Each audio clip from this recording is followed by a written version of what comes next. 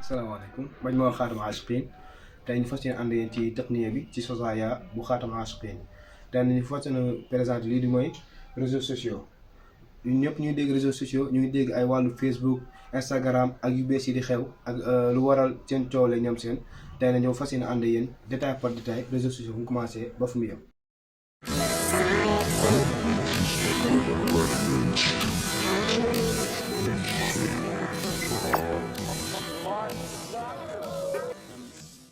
tey bu ñu waxee réseaux sociaux mooy loo xamante day lënkale àdduna bi buy lënkale àdduna bi comme li ci mel ni Facebook ak Instagram comme ni ma ko limee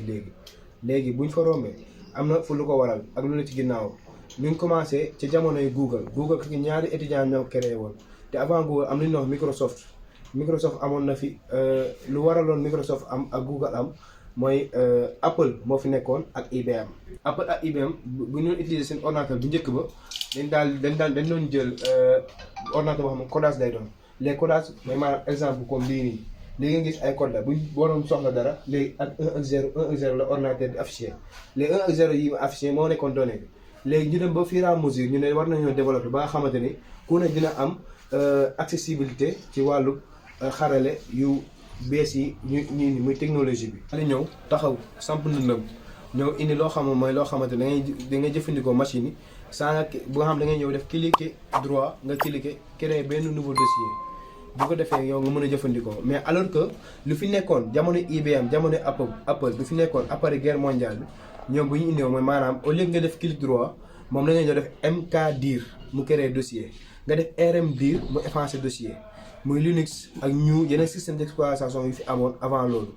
léegi ginnaaw loolu ba ñu indee loolu jamono di dox ba am ñaari étudiants yi toogoon xalaat mu ne war na ñëw xool loo xamante ne mooy waral àdduna bi yëpp di dajaloo léegi ñoom ñoo créé Google bañ créé Google léegi ci la am bañ demee ba ci kanam am étudiants yoo xamante ne dañoo bëggoon créé loo xamante mooy tax étudiants yi comme boo xool étudiants yi nii ak étudiants yi duñu xamante ci benn université bi léegi ñu waral ñu créé loo xamante mooy Facebook ñu dem wax benn informaticien bi daal leen wax man maa ngi ci dinaa ci nekk chaque jour mu ne dinaa ci nekk maa ngi seen liggéey ba ñu xëyee un bon jour mu créé Facebook kooku moo di Mark Zuckerberg ba mu créé Facebook mu defoon ko ci diggante ay at nga xamante ni Amérique kese la yam entre université muy dem law di law ba à la fin mu wër àdduna bi yëpp nekk Facebook.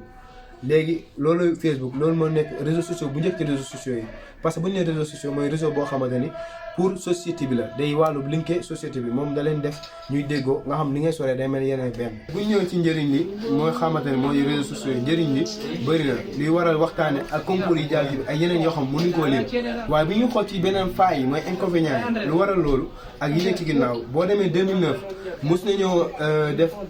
waa Sénégal goo xamante ne mooy Amérique ñu yor wàllu sécurité Amérique woowoon kii di nga xamante ne mooy Mark Zuckerberg moo xam moom moo géré woon wàllu Facebook moom moo ko moomoon moo créé ba fi mu toll nii moom moo ko moom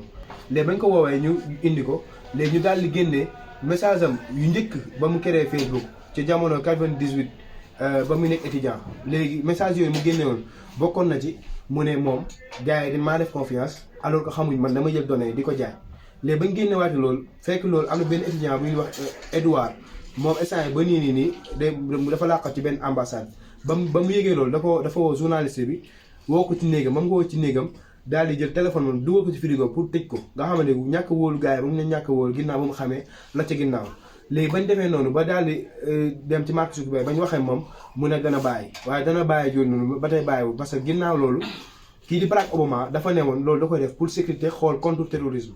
léegi yooyu noonu nga xamante ne kon maanaam képp yor ay Facebook ay Instagram ay Twitter ay Facebook ay yeneen réseaux sociaux yi ñuy wax yoo xamante ne kenn mënu koo lim jamono yi ndax ñuy bëree xaaj bi yëpp amatul sécurité loolu lañu indi woon tey ci Xaatam Ashiqin ñu ngi leen jaajëfal ba beneen incha allah.